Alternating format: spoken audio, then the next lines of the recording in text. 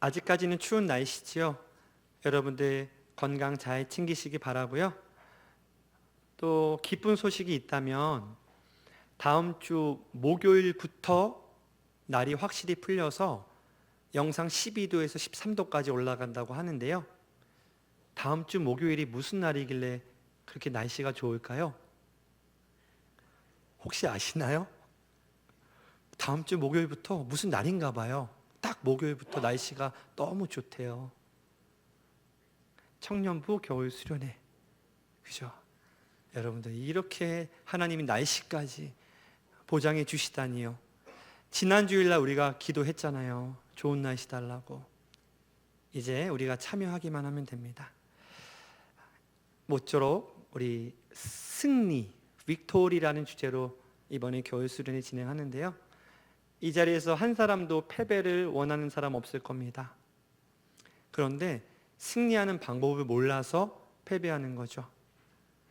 이번 2박 3일 동안 확실히 배울 거니까 여러분들 참여하셔서 승리의 비결 얻고 여러분의 삶의 자리로 돌아가셨으면 참 좋겠다는 말씀을 드리면서 오늘 설교 한번 나눠보도록 하겠습니다.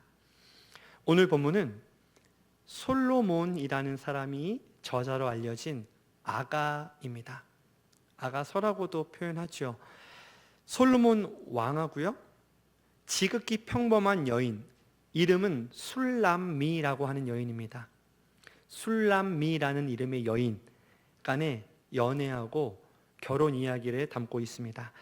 이 아가서는요, 이런 별칭이 있어요. 가장 아름다운 노래. 특히 아가서에서는요, 다른 성경에서는 찾아보기 힘든 노골적이고도 대담한 성적 묘사가 있다는 거예요. 그래서 오늘 예배 전 기도회 때 제가 잠시 설명드렸지만 유대인들 사이에서는 이 아가서는요, 성인이 되기 전까지는 읽지 못합니다. 요즘 말로 하면 무슨 금이에요? 19. 그죠? 19금이에요. 이 시간 이후로 아가서를 읽는 분들이 많아지겠네요. 몰랐는데 제가 가르쳐 드렸잖아요. 여러분 성인이니까 다 읽을 수 있습니다. 한번 읽어보세요. 아주 노골적이고 대담한 묘사들이 있습니다. 그런데 이러한 남녀 간의 사랑과 온전한 합일은 하나님과 우리와의 사랑을 상징하는 것이거든요. 그렇게 보기 때문에 성경에 들어간 겁니다. 19금이지만 성경에 들어간 이유는 그 사랑이 하나님과 우리와의 사랑을 빗대어 말씀하고 있다는 이유에서죠. 여러분 중에서도 자신이 누구보다 하나님과 친밀한 관계라고 확신하는 분들은 이 아가서의 러브 스토리가 아주 마음에 와닿으실 거고요. 또 결혼 생활 하고 계신 분도 이 자리에 계신데 믿음 안에서 거룩하게 잘 하고 계신 그런 분들도 이 아가서 말씀을 깊이 깨달을 수 있습니다. 아, 그렇지 이렇게 말이죠. 에베소서 5장에도 보면 그리스도와 교회와의 관계를 부부관계에 빗대어서 표현하고 있는데요. 31절 32절을 제가 현대인의 성경으로 한번 읽어드리겠습니다. 그래서 성경에는 사람이 부모를 떠나 자기 아내와 합하여 두 사람이 한 몸이 될 것이다 라고 했습니다. 여기에는 깊은 뜻이 있습니다. 나는 그리스도와 교회와의 관계를 두고 말하는 것입니다. 이처럼 바울은요, 남편과 아내의 온전한 연합에 대해 말하면서 그리스도와 교회와의 관계를 이것에 비유하고 있습니다.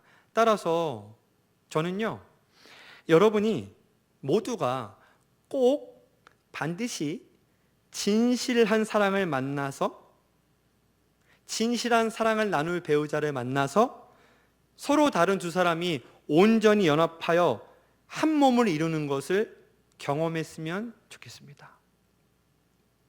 믿음 안에서 성숙한 결혼 생활을 하면서 그렇게 할 때 교회의 머리 되시는 예수님을 더 깊이 이해할 수 있기 때문에 그렇습니다.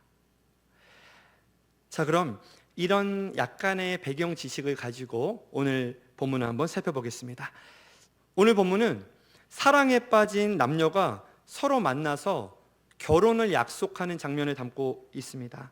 이 둘의 만남은 앞서 말했지만 솔로몬 왕이라는 신분과 일반 평민, 술람이라고 하는 여인과의 만남이기 때문에 굉장히 신분의 차이가 큰 만큼 아주 은밀하게 이루어지고 있는데요. 먼저 여자는요, 양떼를 모는 목자들 사이에 슬쩍 끼어서 이제 남자를 만나러 옵니다. 그리고 여자가 속한 무리를 본 남자는요, 이 사랑하는 사람을 볼 생각에, 만날 생각에 들떠가지고 엄청 빨리 달려오는데요. 본문 8절입니다. 내 사랑하는 자의 목소리로구나 보라, 그가 산에서 달리고 작은 산을 빨리 넘어오는구나. 여자를 향해서 달려오는 이 남자의 발걸음, 점프를 하듯한 굉장히 빨리 달리는 모습으로 묘사되고 있습니다. 얼마나 보고 싶으면 이렇게 빨리 달려갈까요? 여러분도 다 경험해 보셨죠? 사랑하는 사람 보고 싶어서 빨리 달려가는 겁니다. 아무튼 남자는 금세 여자가 있는 곳에 도착했는데요. 그는 문지방을 지나서 이 여자의 집에 바로 들어가지 않고 벽 뒤에 서서 창살 틈으로 여자가 어디 있는지를 살펴보고 있는데요. 본문 9절입니다. 내 사랑하는 자는 노루와도 같고 어린 사슴과도 같아서 우리 벽 뒤에 서서 창으로 들여다보며 창살 틈으로 엿보는구나. 여자가 이 목자들의 눈에 안 띄게 남자를 만나고 싶어 했던 것처럼 남자 또한 다른 사람의 주목을 받지 않고 표현하자면 은밀하게 여자를 만나고 싶은 겁니다. 그래서 곧바로 이 여자에게 다가가지 않고 창살 틈으로 여자를 엿보고 있는 것이죠.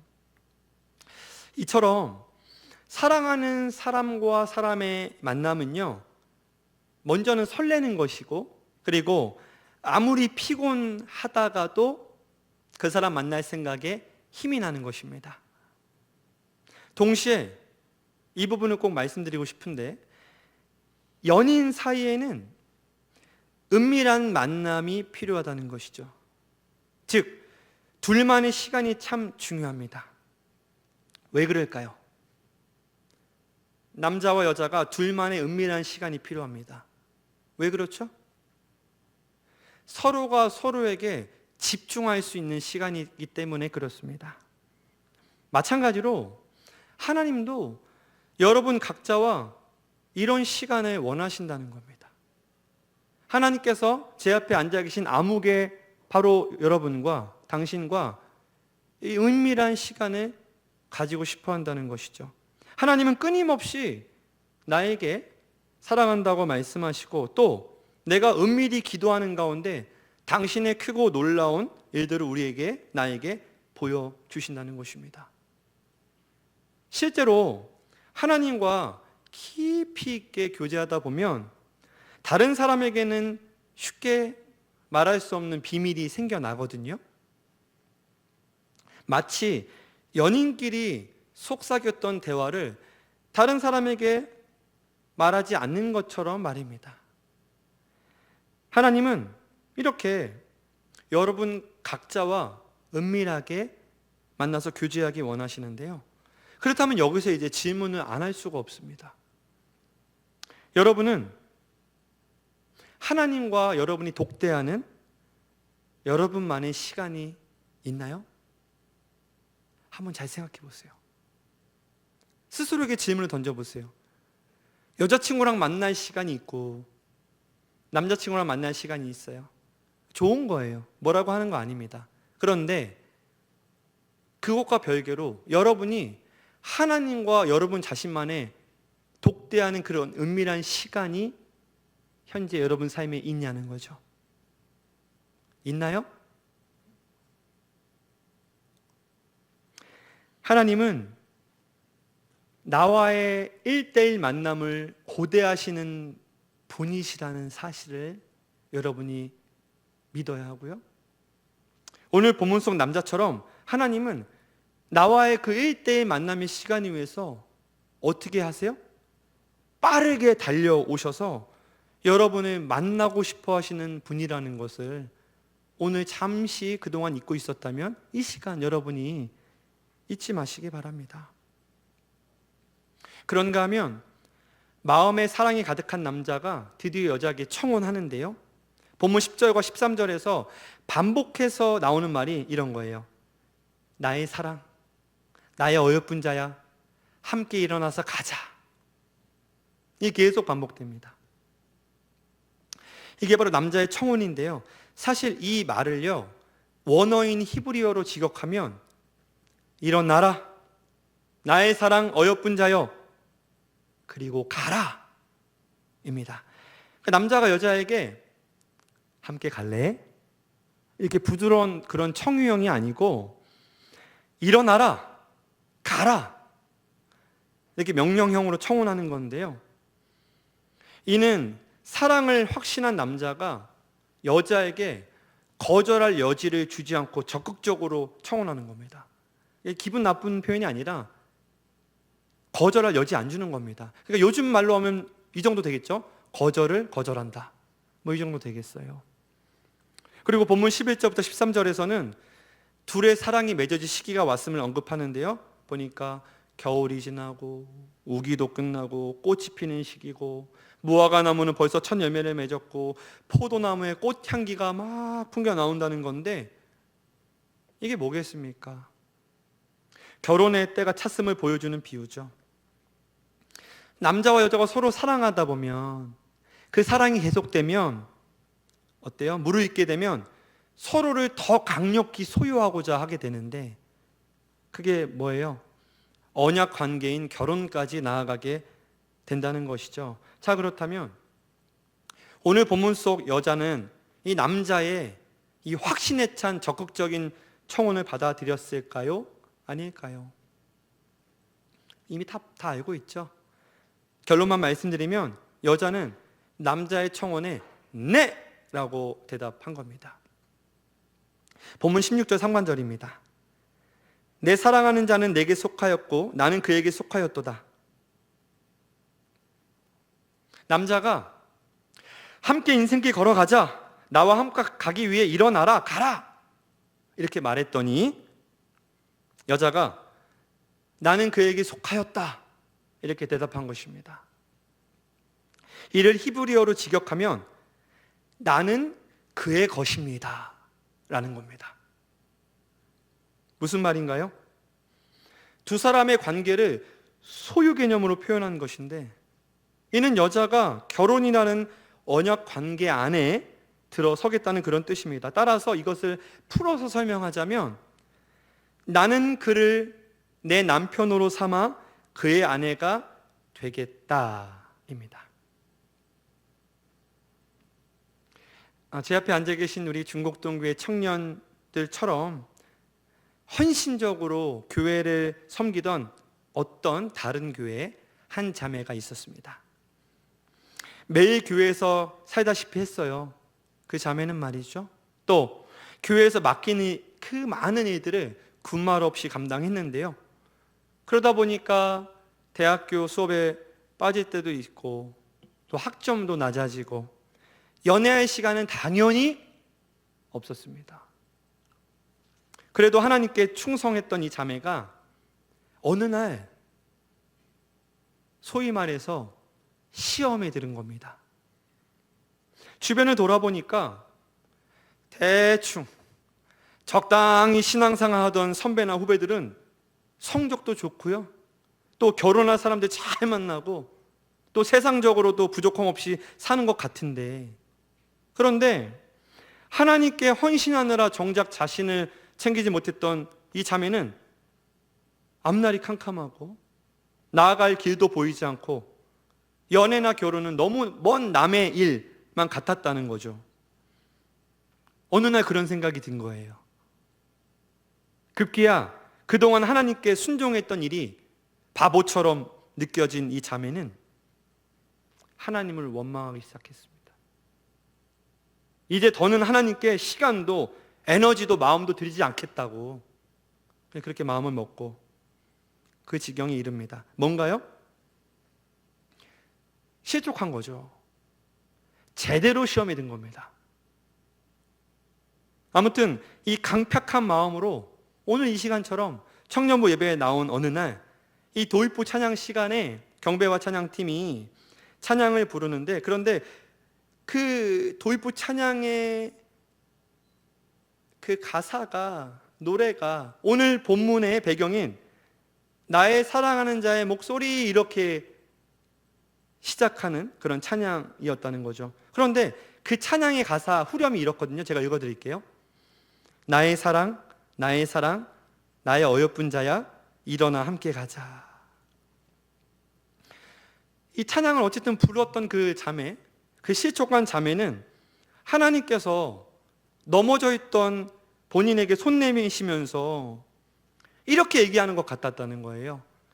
내 사랑하는 딸아, 그렇게 주저앉아 있지 말고 나를 따르는 거 포기하지 말고 일어나 함께 가자. 다시 믿음의 길로 가자. 너는 내 사랑하는 어여쁜 자란다. 이렇게 들린 거예요. 그런데 여러분 아시다시피 찬양팀이 후렴은 어때요? 반복하잖아요. 마음은 지금 하나님이 너무 원망스러운데, 그동안의 삶이 바보 같은 것처럼 후회가 되는데, 근데 계속 후렴 부분이 뭐예요? 나의 사랑, 나의 사랑, 어여쁜 자여, 일어나 함께 가자. 그날따라 이 후렴을 계속 반복하더라는 겁니다. 하나님께서 이 찬양 후렴으로 자꾸만 자신을 부르니까, 자꾸 자신을 이렇게 부르니까 어느 순간 얼음 같았던 이 마음이 녹기 시작하더랍니다. 결국에는 눈물을 쏟아내면서 하나님께 불순종하고자 했던 마음, 하나님으로부터 돌아서고자 했던 마음이 회개가 되더래요. 누가 억지로 시켜서 회개하는 게 아니라 스스로 회개가 되더랍니다. 그래서 오늘 저희도요, 이 말씀 끝나고 결단 찬양, 그 찬양 한번 불러볼 거거든요.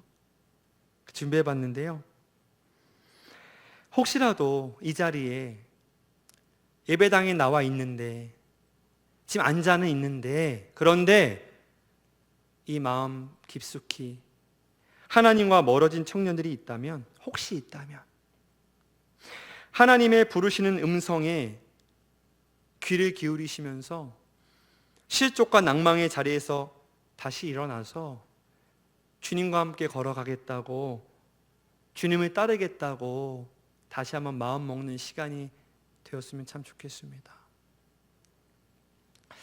자, 다시 본문으로 돌아와 볼까요? 이제 두 사람은 더욱 친밀한 시간을 갈구하면서 날이 저물기 전에 한 몸이 되기를 기대하는데요. 17절입니다. 내 사랑하는 자야, 날이 저물고 그림자가 사라지기 전에 돌아와서 베데르산의 노루와 어린 사슴 같을지라. 결혼을 약속하는 이들의 사랑 앞에서는 그 어떤 것도 문제가 될 것이 없어 보입니다. 그러나 둘의 관계를 위협하는 존재가 있었으니 그것은 바로 여우입니다. 본문 15절입니다. 우리를 위하여 여우, 곧 포도원을 허는 작은 여우를 잡으라. 우리의 포도원에 꽃이 피었습니다. 이 구절에서 여우라고 이렇게 돼 있지만 원문상 정확히 살펴보면 복수형이 쓰였거든요. 그러니까 여우들이라고 번역하는 게 더 정확한 겁니다. 여우들. 아무튼 이 여우들이 두 사람의 기쁨과 만남을 망가뜨리고자 호시탐탐 틈을 노린다는 건데요, 이 남녀의 사랑을 방해하는 여우, 이게 뭐겠습니까? 이 여우는 하나님과 바로 우리와의 온전한 교제와 연합을 방해하는 마귀 또는 마귀의 계략이라고 볼 수 있겠죠. 마귀는요, 여러분들이 지난주일 수모임 때 배웠던 것처럼 우리에게 계속해서 유혹의 갈고리를 던지거든요. 유혹의 고리를 싹 던집니다. 어제도 여러분의 삶 앞에 수많은 유혹의 고리가 던져졌을 거예요. 둘 중에 하나죠. 유혹의 갈고리가 던져졌구나 인식하는 사람과 전혀 인식하지 못하는 사람, 두 부류일 뿐인데요, 마귀는 그렇게 우리의 욕심을 자극해서 하나님과 멀어지게 만들고 또 하나님을 오해하게 만들어서 갈라서게 만드는데요. 결국 여호와의 최종 목표는 우리와 하나님과의 관계를 단절시켜서 파멸에 이르게 하는 것입니다. 따라서 포도원, 즉 우리의 기쁨과 평안을 방해하는 여우는 여러분이 반드시 잡아야 됩니다. 그래야 하나님과 온전한 연합, 서로에게 속하기 원하는 강력한 사랑의 결실이 이루어지는 것이죠. 아무튼 이렇게 서로에게 속하기 원하는 사랑이 바로 하나님이 여러분에게 원하시는 그런 사랑입니다. 여러분 기억하십시오. 하나님이 여러분에게 원하시는 사랑이 어떤 사랑이라고요? 여러분이 하나님께 깊이 속하고 하나님이 여러분에게 깊이 속하기 원하는 그런 사랑. 하나님은 그런 사랑을 원하십니다. 말씀을 맺습니다. 사랑하는 중국동교회 청년 여러분, 하나님은 온 세상 만물과 생명체를 만드신 창조주로서 죄인된 우리를 사랑하심으로 온갖 장애물을 뛰어넘고 우리에게 달려오셨습니다. 하나님은 여러분에게 달려오기까지 많은 일들이 있었죠. 특히 어떤 일들이 있었나요? 십자가에 당신의 아들 예수를 죽이는 일이 있었습니다. 그것을 뛰어넘고 여러분을 사랑하셔서 달려왔습니다. 그리고 지금 이 자리에 계시죠. 여러분 옆에, 앞에, 여러분 마음 안에, 여러분의 영혼 가운데 계시는 거죠. 쉽게 오신 게 아닙니다. 그러나 사랑하는 마음으로 달려오셨습니다. 또 하나님은 적극적으로 여러분에게 사랑을 고백하시고 청원하십니다. 너는 내 거다. 너는 내 것이다. 말씀하시며 일어나 함께 가자. 아니 그 이상으로 일어나라. 함께 가라. 나와 함께 가라. 이렇게 명령하십니다. 뿐만 아니라 여러분과 영원히 변하지 않는, 깨지지 않는 언약을 맺으시는데요. 그것은 바로 나는 너희의 하나님이고 너희는 나의 백성이다 라고 말씀하십니다. 나는 너의 하나님이고 너는 내 것이다 라고 말씀하십니다. 하나님이 지금 그렇게 말씀하십니다. 아무개야, 나는 너의 하나님이고 너는 내 것이야 라고 말씀하십니다. 청년 여러분, 그렇다면 여러분은 하나님의 이 사랑에 응답하고 계신가요? 적극적으로 하나님의 소유로서의 삶을 살아가고 계십니까? 나와 함께 인생길 걸어가자 아무개야. 아무개야, 나는 너의 하나님이고 너는 내 것이고 나와 함께 인생길 걸어가자 라는 그 음성에 여러분 내라고 성경을 통해서, 설교를 통해서, 예배를 통해서 그렇게 말씀하실 때 여러분 내라고 반응하십니까? 그렇게 하고 계신가요? 아무쪼록 어떤 상황에서도 여러분을 향한 불과 같은 하나님의 뜨거운 사랑을 외면해서는 안 되겠습니다. 하나님은 여러분을 너무나 사랑하셔서 여러분에게 달려오셨습니다. 아무개야, 내가 너를 사랑한다. 내가 너를 사랑한다. 그래서 내 아들 예수를 죽였노라. 그만큼 내가 너를 사랑한다. 너와 함께하고 싶다. 달려오셨습니다. 이 하나님을 외면하지 마십시오. 그리고 오직 그분을 바라보십시오. 잠시 나의 시선이 세상을 향해 있었다면 좋습니다. 이제 다시 세상을 향해 있던 여러분의 시선을 하나님께로 돌리십시오. 그분만 바라보십시오. 그분의 손을 꼭 붙잡으십시오. 그분과 함께 걸어가십시오. 그렇게 그분과 함께 여러분의 남은 생에 인생길 걸어가는 지혜로운 여러분 모두가 되시기를 주님의 이름으로 간절히 축원합니다.